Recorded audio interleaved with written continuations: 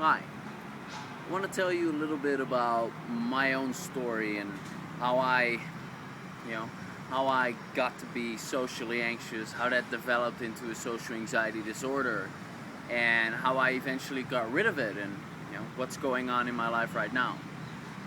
So, to start at the beginning, what I suspect and think that caused my social anxiety is when I was really young, 5 years of age, I lost my dad. Because of that, my mom kind of became a bit more distant. My dad was my best buddy, and after my dad died, I wasn't so. My mom had a lot of trouble in dealing with me, and I was kind of a rebel child, so to speak.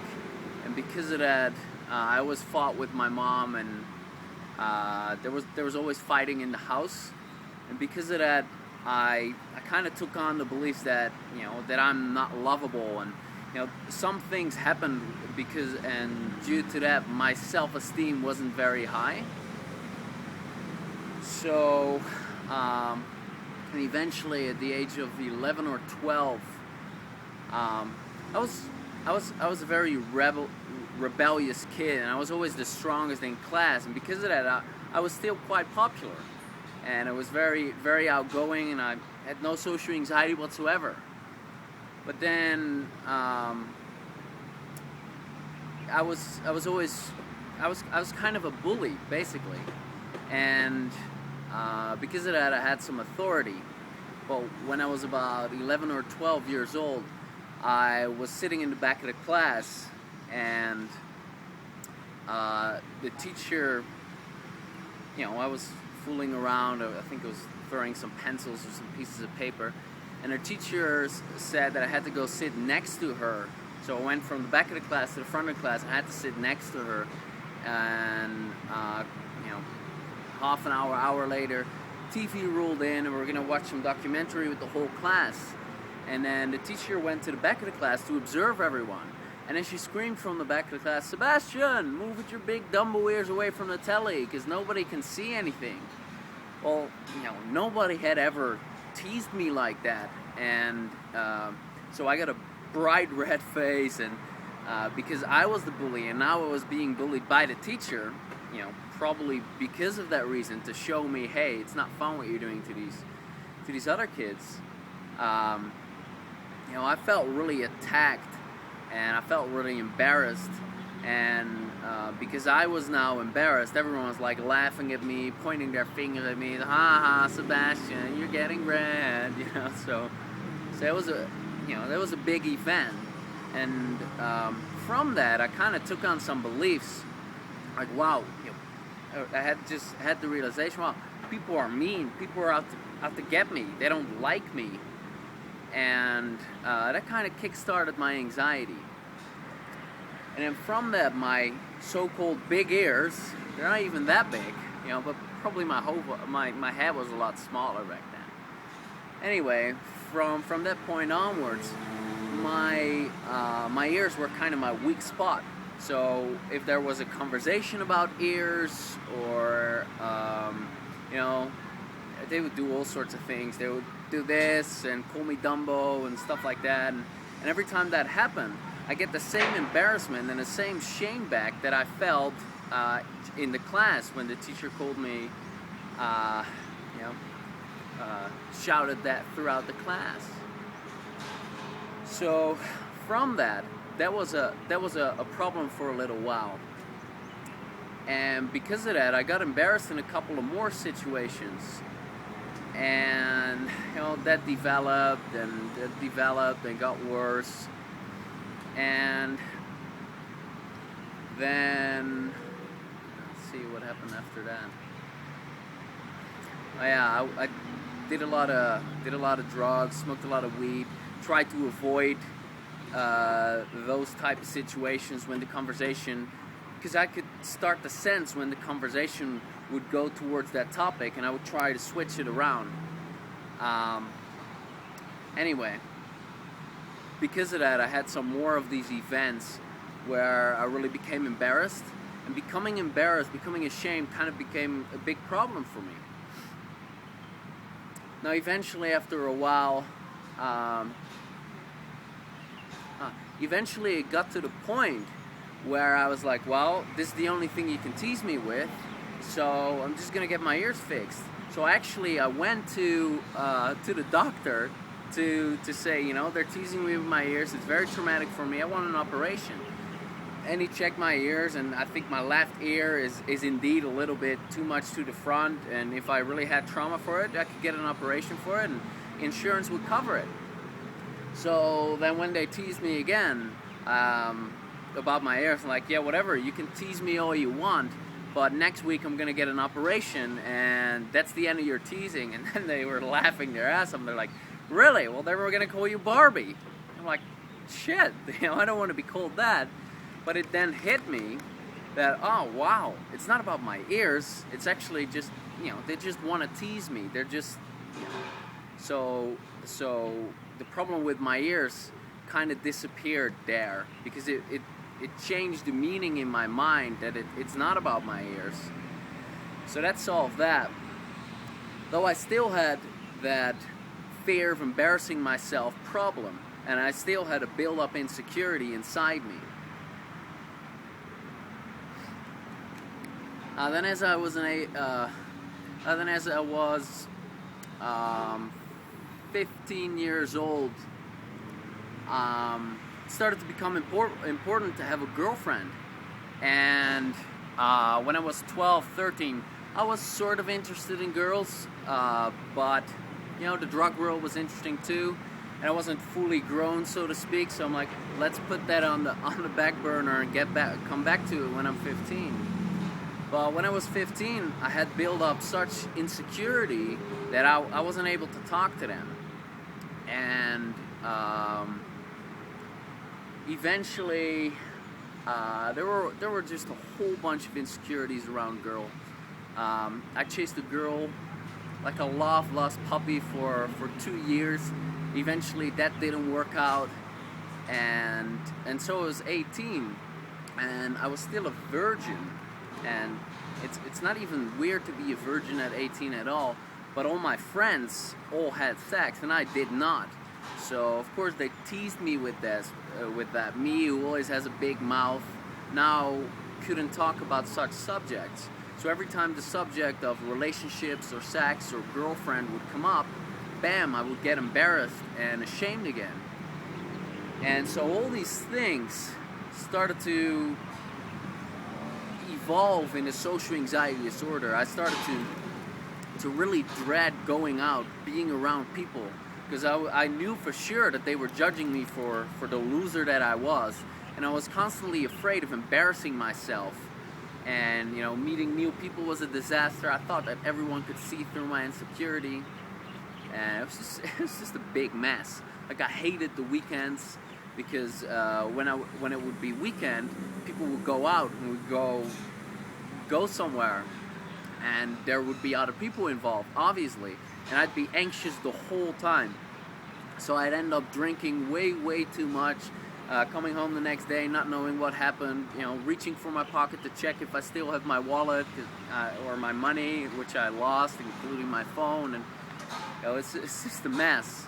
And even during my weekdays, taking the bus to work, I just remember, oh, I hope I don't see someone that I know, because I might have to talk to them, and then I'll have to sit next to them, and are they going to start talking? Am I going to start talking? If I see them, do I have to sit next to them?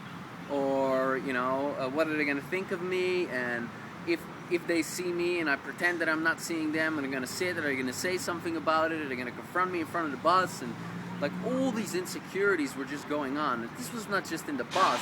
This is walking on the street, like people, complete strangers that I don't even know. Oh wow, look at this. Oh, cool. Complete strangers that I didn't even know. Like, I would really be concerned about, whoa, what are they thinking of me? And like, at points I'm like, oh, what is going on? Like, how do I walk? You know, do I strut my arms, or do I kick them to my sides, or like, everything became an incredible insecurity. Like, at the deepest core of my being, I was insecure and afraid of everything. And so it was just a big mess, You know, that's basically what it was.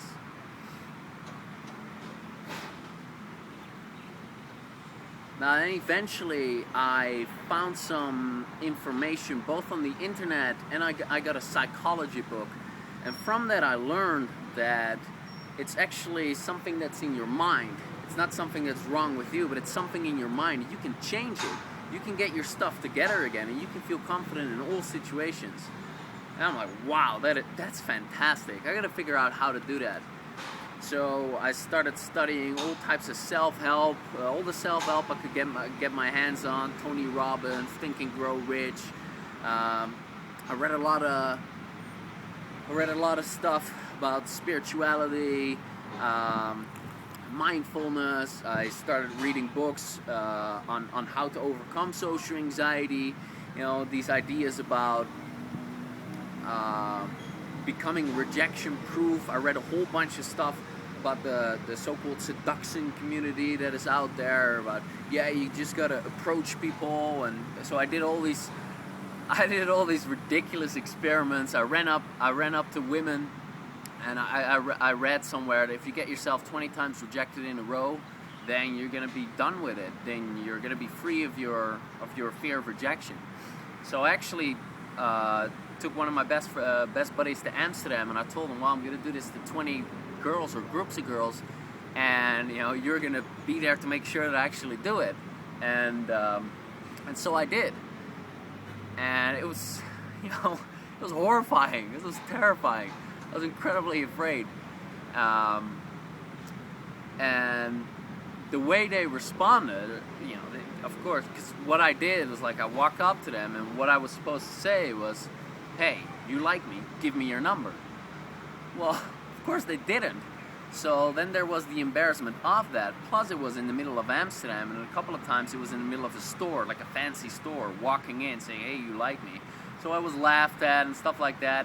What I noticed though was after about 10, 12 times, it started, it didn't bother me anymore. After about the 20th time, the 18, 19, 20th time, it was actually fun, and I was feeling confident as I was doing it. And one of the girls actually said, well, I'm not going to give you my number, but you sure have balls to come in here. And I could see that she was into me because I now had gained the confidence. So that sounds great. But so I felt on top of the world. I'm like, yeah, I'm the man. Look at me, how great I've done this. But then after a while, after a couple of days, I started to lose that confidence, and it started to seep out again, and I was back to who I was before.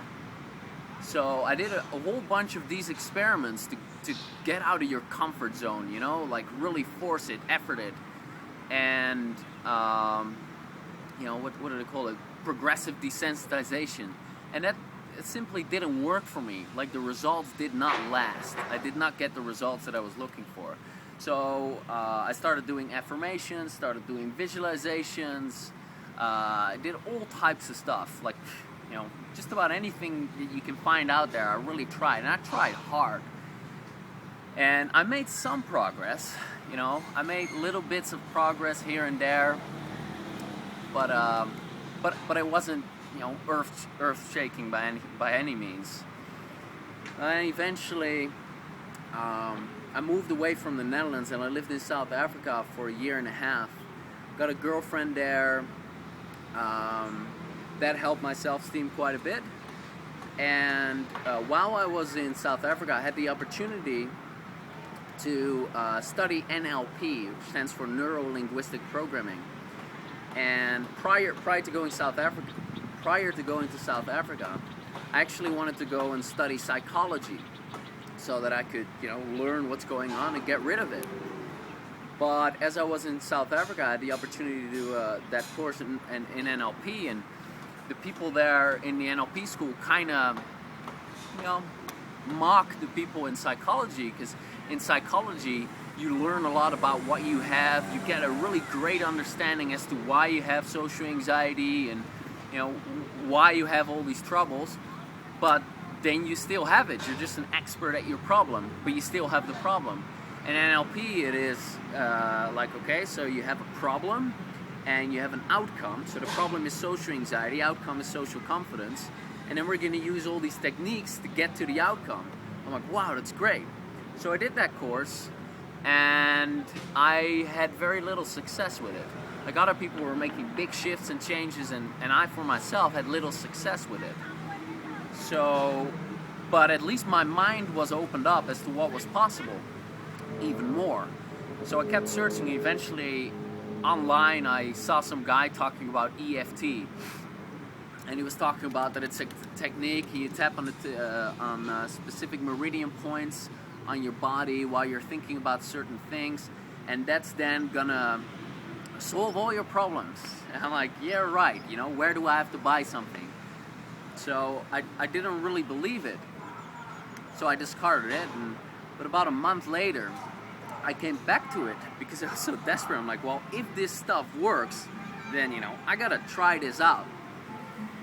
So got back to the video, found out that the guy was actually selling nothing. He was just sharing it with people because it was so awesome.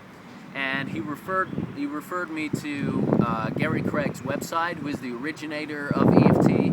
Told me where you could download the manual so you can learn the basics for yourself. So I did, and I started tapping, and again, no results. So I looked up EFT scan, couldn't find anything, but I found like thousands of testimonials of people claim to be healed. Like, you know, I've tried everything, nothing works, but EFT worked for me, and hundreds of videos on YouTube as well. So I'm like, wow, this has to work for me as well. So I persisted in it and started to study more about it, and eventually I went back to the Netherlands. And in the Netherlands, I did a workshop with a workshop, and at that workshop, I was working with a lady, because you work in dyads. You work with a lady. So you're the client. Then another workshop participant is the practitioner, the one that practices the EFT, that does the EFT on you, so to speak. And there's an observer. And I was getting results with the lady, and the observer was getting results with the lady, but both of them were not getting any results with me. So we got the workshop participant, the workshop leader, to come in to help out. And he came out and he asked me some questions, and eventually I had to tap and talk about, you know, I used to be able to not have any sex. I haven't had sex in a long time. And as I was doing that, normally when I would do that, I feel incredibly ashamed. So that shame would come up. And as I was tapping, I just noticed that shame kind of shifted. I started to accept myself. And as I started to accept it, like, that shame kind of left me. I'm like, wow, what is this? You know, I felt a lot more accepting, a lot more relaxed and at peace after that. I'm like, this is amazing. I need to know everything about this stuff. And so I worked some more with this guy in the Netherlands, and started to study EFT in detail for hours and hours on end every single day. Worked with a whole bunch of different practitioners, because it's not even such an easy thing to solve, because most people don't know what social anxiety disorder actually is, you know, and how deeply ingrained it is, because it tends to be a pretty complex issue. Now, so I work with different EFT masters, different specialists in various areas. I had a whole lot of sessions, and I worked and I tried, and, you know, eventually I got to a place, which is where I'm now, where I can't even imagine being uncomfortable around people anymore. You know, the last time I felt anxious was maybe, you know, last time I felt anxious was about 3 months ago, and that was in a specific situation where I got triggered just a tiny little bit. You know, maybe from 0 to 10, a 3 out of 10 anxiety. I was like, wow, that's interesting. Well, that's just a tiny little aspect that apparently I haven't worked on. So I did a round of tapping on it, and that cleared it. Prior to that, I hadn't been anxious for, you know, a year, well over a year. So the problem is definitely, it's not present anymore. And, you know, the EFT and the tapping has really done that for me. Now, what I'd like to give you as information as you're starting this program is that luckily I've gone through the journey for you already, and I've figured out the structure to it. Like, I've been coaching people for well over 2 years, specifically only on social anxiety disorder. I've coached friends and other stuff, but as a coach, I've only coached people with social anxiety disorder. So I've got all the insights, I know the structure, and you will see all of that once you see the 7 videos, or maybe you've seen the 7 videos already. So there's a structure laid out for you, so you don't have to go through the intense struggle that I had to go through. It's laid out for you. Woohoo! That being said, by the way, some people are making fun here, I'm in Thailand. That being said, it is going to take some time, and it is going to require your effort and your persistence. But if you persist and you dedicate yourself to it and you set aside an hour every day to work on it, then you're going to get the results that you're after. This is really the real deal, okay? So let me see, what else do I want to say? If there is something that is not clear to you, if there's anything that's not working out for you, please email me. I want to help you. Like, I think, because the social confidence system has been out for a year and a half already, and it's now December 2011. But this is the 5th version of it. I really think that it covers it all. If it does not cover it all, or if anything is not clear to you, please contact me. I'll happily reply to you, and I'm gonna take your question and I'm gonna use that to improve the social confidence system even further. And I might even create a frequently asked questions. Okay? Good. Then nothing rests me other than to wish you a great journey. It's going to be an interesting thing, and I'm really excited that you're going to be free of this, and it's fantastic. So I wish you an awesome life. All the best. Oh, and if you're stuck at any point and you really don't see the forest for the trees, I can help you personally in one-on-one sessions, and you can find that on my website. So I wish you all the best. Bye. Fantastic.